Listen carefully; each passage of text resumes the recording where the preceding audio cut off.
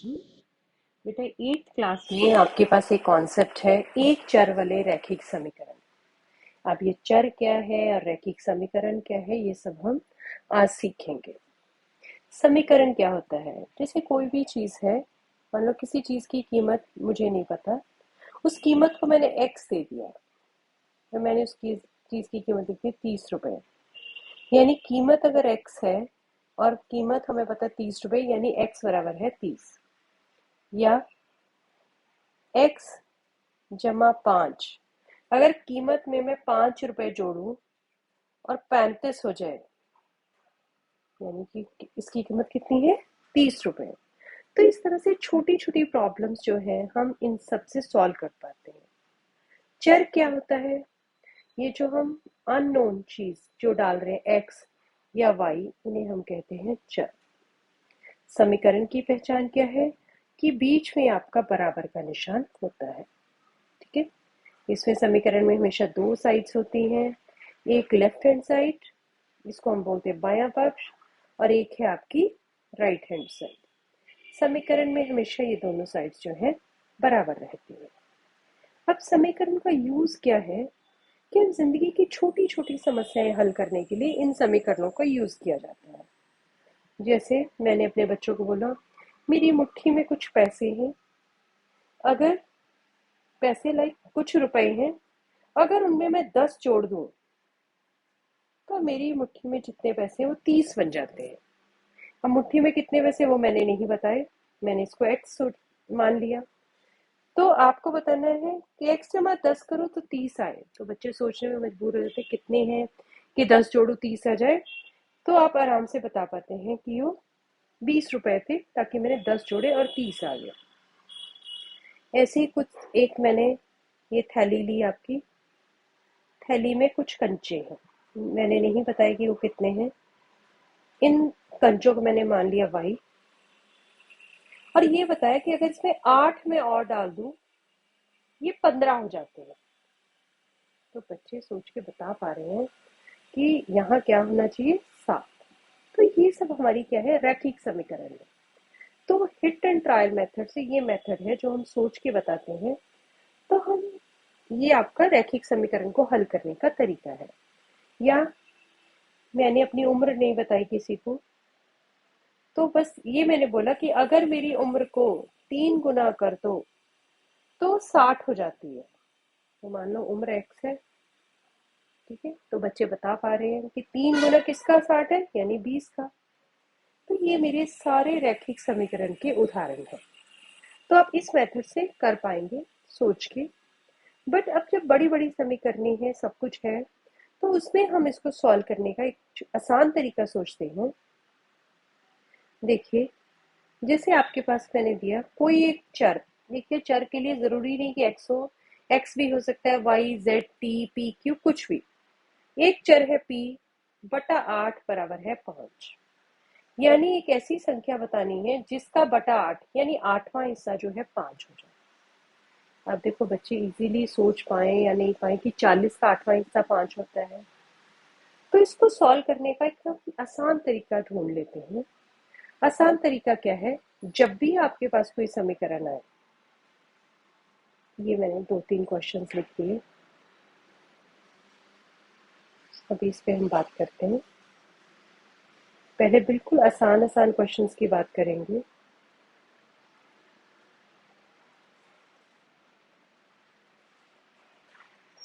चलिए, जब भी समीकरण का सवाल आए तो आप क्या देखेंगे?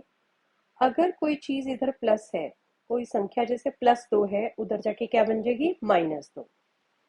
यहाँ x बटा 2 यानी 2 भाग है, उधर जाके क्या बन जाएगा? गुना। जो इधर गुना है 2x यानी 2 गुना x, वो उधर जाके भाग हो जाएगा। इस रूल का आप ध्यान रखेंगे तो हर समीकरण को आप इजीली हल कर पाएंगे।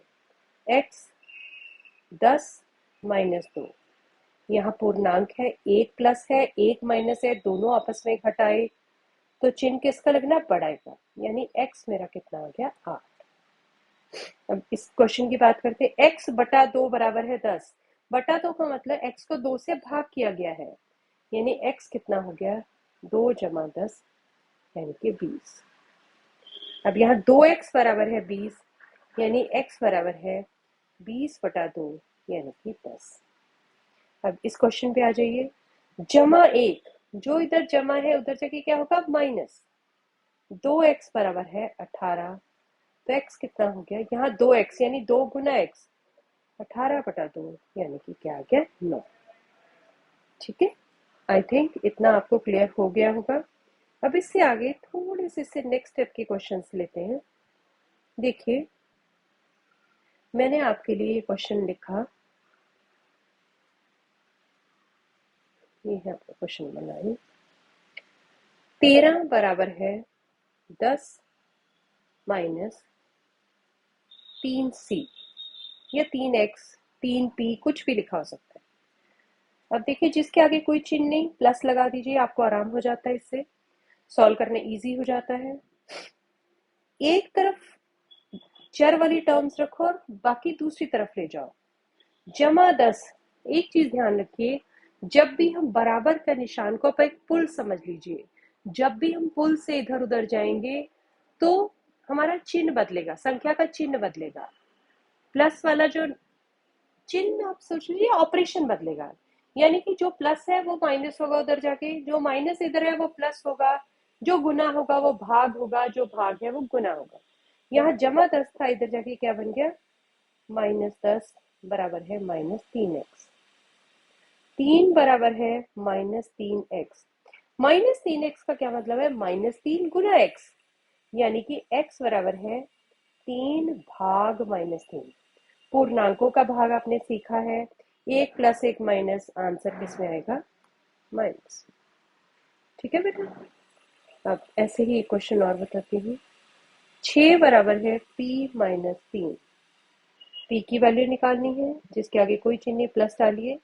+6 -3 इधर आके क्या होगा +3, यानी p बराबर है 9। इस तरह से और कुछ क्वेश्चन देखते हैं हम। x 2x -2 बराबर है 12। -2 उधर जगह क्या हो जाएगा +2।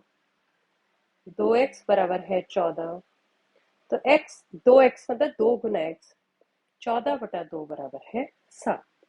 तो इस तरह से आपकी ये चीज आपको क्लियर होगी। चलिए कुछ क्वेश्चन और देखते हैं।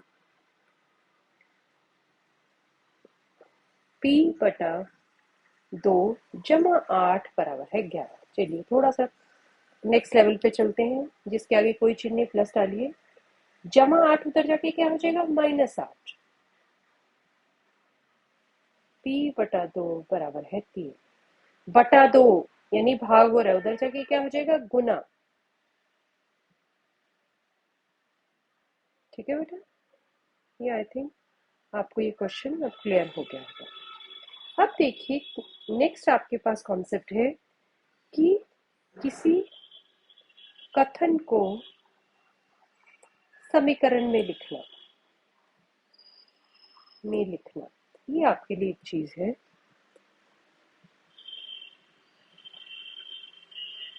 मेरे पास कुछ कंचे हैं,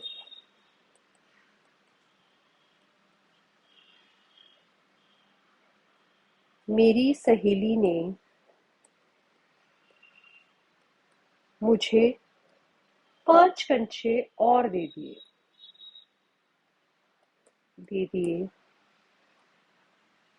मेरे पास कितने कंचे हो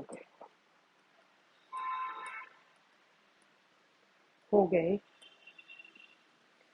इस स्थिति को इसे बीजगणितीय रूप में लिखो।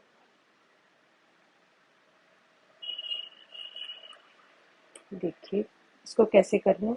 मेरे पास कुछ कंचे, जो चीज नहीं पता उसे एक्स मान लिए, मुझे 5 कंचे दे दिए, तो यानी कि मेरे कंचे कितने हो गए x जमा 5। अच्छा, अब मैं अगला इसमें बोलती कंडीशन। मेरे पास कुछ कंचे हैं, मेरी सहेली ने मुझसे 9 ले लिए, तो मेरे पास कितने रह गए x - 9।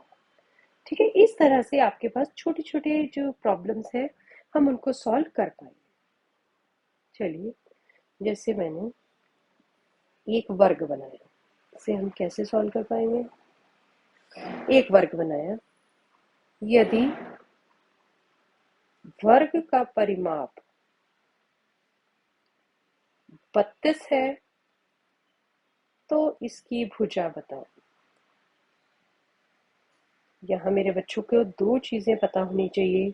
वर्ग है, चारों भुजाएं बराबर है, यानी मैंने मान लिया चारों बराबर है, और पता नहीं कितनी है, जो चीज नहीं पता उसे एक्स वाई जेड कुछ भी मान लीजिए।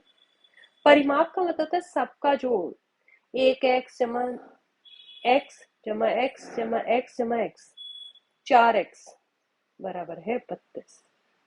अब 4 गुना x है, यानी x कितना हो गया 32/4, यानी 8 सेंटीमीटर। यहाँ 32 सेंटीमीटर या मीटर कुछ होगा ये।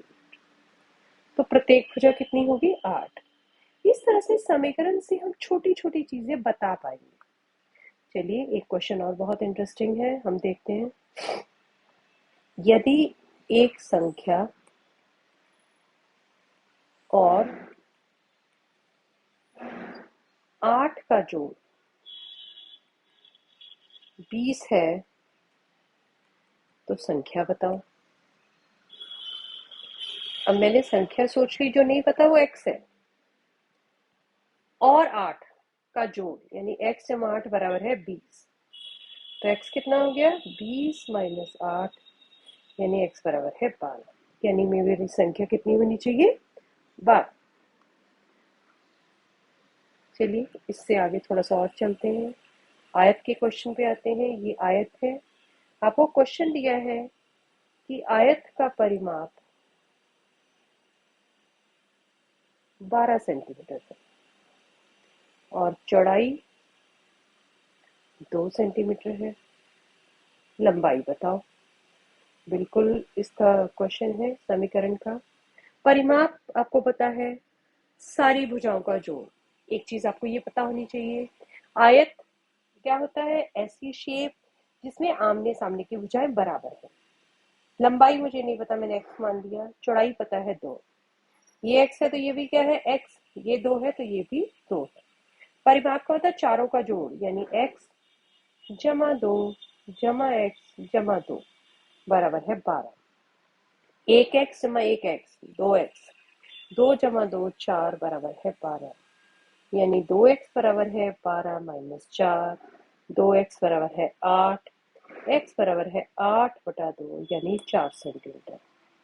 तो लंबाई कितनी है, वो आपकी 4 सेंटीमीटर है। इस तरह से अगर हम समीकरण को सॉल्व करेंगे तो हमारा क्वेश्चन बिल्कुल भी गलत नहीं होगा। आई होप मेरे बच्चों को ये कॉन्सेप्ट समझ में आया होगा।